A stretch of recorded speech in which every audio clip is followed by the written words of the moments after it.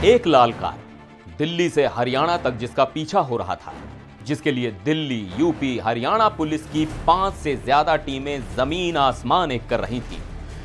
आखिर इस लाल कार में ऐसा क्या था?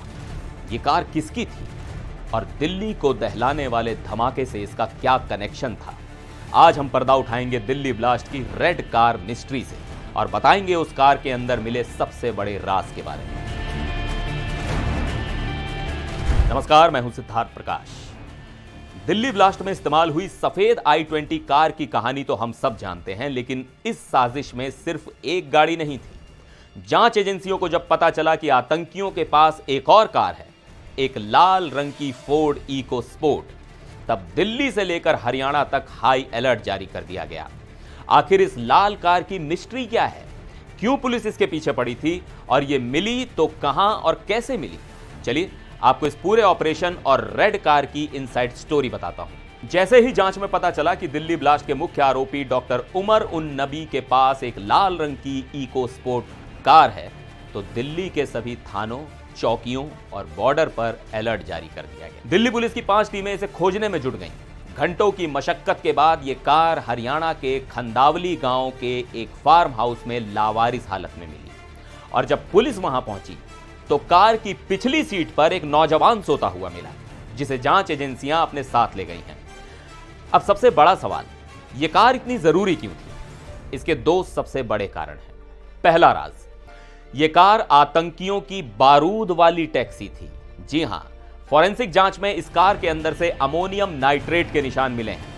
सूत्रों के मुताबिक आतंकी इसी कार का इस्तेमाल अलग अलग जगहों पर अमोनियम नाइट्रेट यानी विस्फोटक पहुंचाने के लिए कर रहे थे। दूसरा राज, इस कार का इस्तेमाल हमलों की रेकी करने के लिए किया जाता था और इस कार को खरीदने में भी फर्जीवाड़ा किया गया।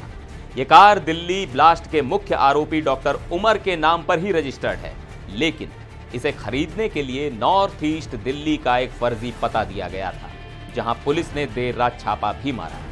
अब मैं आपको इस साजिश की पूरी 4 कार थ्योरी समझाता हूं, जिससे आपको पता चलेगा कि यह कितनी बड़ी प्लानिंग थी। पहली कार सफेद Hyundai i20, जिसका इस्तेमाल धमाके में किया गया। दूसरी कार मारुति डिजायर, जो डॉक्टर शाहीन की थी और डॉक्टर मुजम्मिल इस्तेमाल करता था। तीसरी कार यही लाल फोर्ड इको स्पोर्ट, जो डॉक्टर उमर की बारूद टैक्सी थी। और चौथी कार मारुति ब्रेजा, यह भी डॉक्टर शाहीन की थी, जो यूनिवर्सिटी में खड़ी मिली और शक है कि इसे रेकी या भागने के लिए इस्तेमाल किया जाना था। अब आप पूछेंगे कि पुलिस इस कार तक पहुंची कैसे? एनआईए ने जब अल-फलाह यूनिवर्सिटी में डॉक्टर उमर के करीबियों से पूछताछ शुरू की तो फहीम नाम का एक शख्स मिला, जो उमर का ड्राइवर और असिस्टेंट था। एनआईए को उस पर शक हुआ और थोड़ी सख्ती से पूछताछ में उसने सब उगल दिया।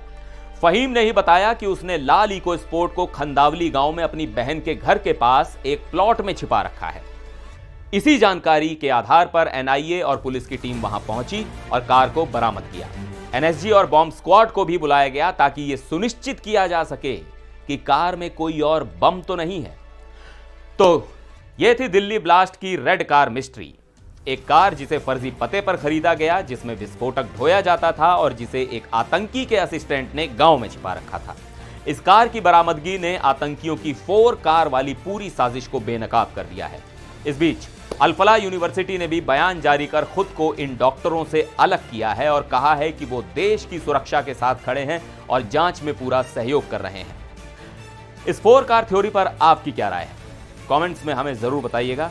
फिर मिलेंगे एक और वीडियो में। आप देखते रहिए एनडीटीवी इंडिया।